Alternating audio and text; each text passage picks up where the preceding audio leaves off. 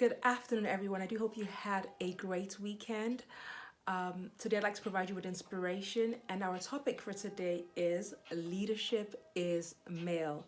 You might be looking at me and think, but you're female, why would you say that?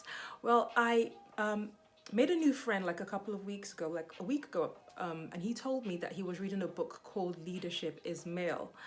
And when he told me this topic, this name of his book, he expected me to react because he was probably thinking as a female leader myself, I'd probably not like the title. But I took the time to think about it, give it a few seconds of thought, and I was like, you know what? I actually agree with that title, Leadership is Male. Although I haven't read the book myself, I like the title because in today's world, there is no lack of males in positions of leadership in businesses, as CEOs and heads of companies, managers. There's no lack of the male figure. It is a popularly known phrase that this world is a man's world. That's a popularly known phrase. But leadership goes a bit deeper than that.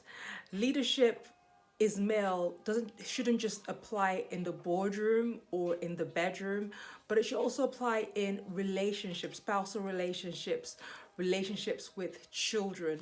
So leadership is male is a much deeper requirement, and it's a call to action really for all males out there that are listening, because it's easy to father a child, but to actually lead that child is a different thing. It's easy to be married, but to actually lead in that marriage is also a different thing. So in a spousal relationship, what does leadership look like? Leadership in a spousal relationship extends beyond the bedroom, of course, but it also takes the time to think about the quality of the relationship that you have with your spouse. So, as a male leader, just as you would in a company, when you have a company, you have your employees, you invest in training, you invest in resources, you invest in innovation, you invest in research. Why? Because you want to be at the top of your game where your business is concerned. Look at your relationship, your marriage as a business. Look at it as your company. Leadership is male requires the male to invest. It requires you as a male to invest in that relationship. How do you invest? You invest your time. That's key. You invest your time, not just your money, but your time. You invest in workshops, attending workshops, reading books and discussing them with your spouse, attending therapy or marriage counseling with your spouse, attending marriage seminars. You don't have to do all of these things, but you should be able to do at least one of them to invest in that relationship so that it becomes stronger and more tightly knit. As a leader, it doesn't mean that you're supposed to do the research and find out where the conference is taking place or find out what book to read. You don't have to do that, because in your company you don't do everything. You have people who are delegated to do certain things. So you can say to your wife, look, honey, I was thinking about our relationship. I'm not sure where you are, how you would feel about attending a seminar. If you have a spare moment, maybe you could do some research and find out when a marriage seminar will be happening, or when what book we should read together, and I will be happy to read it. I'll be happy to attend.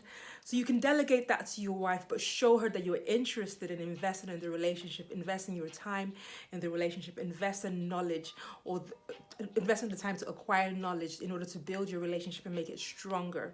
Yeah, so that's where leadership is required in spousal relationships. Leadership is also required when raising a child. Like I said earlier on, it's easy to father a child, but it's much different to raise and lead that child. In today's world, a lot of men are so busy working, and I understand the pressure on you as a man to provide. However, your children do need you. Both your daughters and your sons need you to lead them.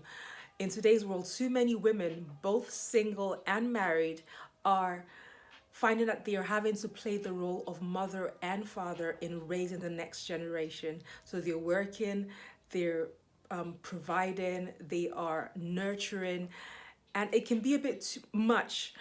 for a female to handle all by herself, particularly when she has a man in her life, which is you. If you're listening, if you're married, you're in a relationship, this could possibly be you. So if you are that man, it's important that you take up your male leadership responsibility in the role of your child.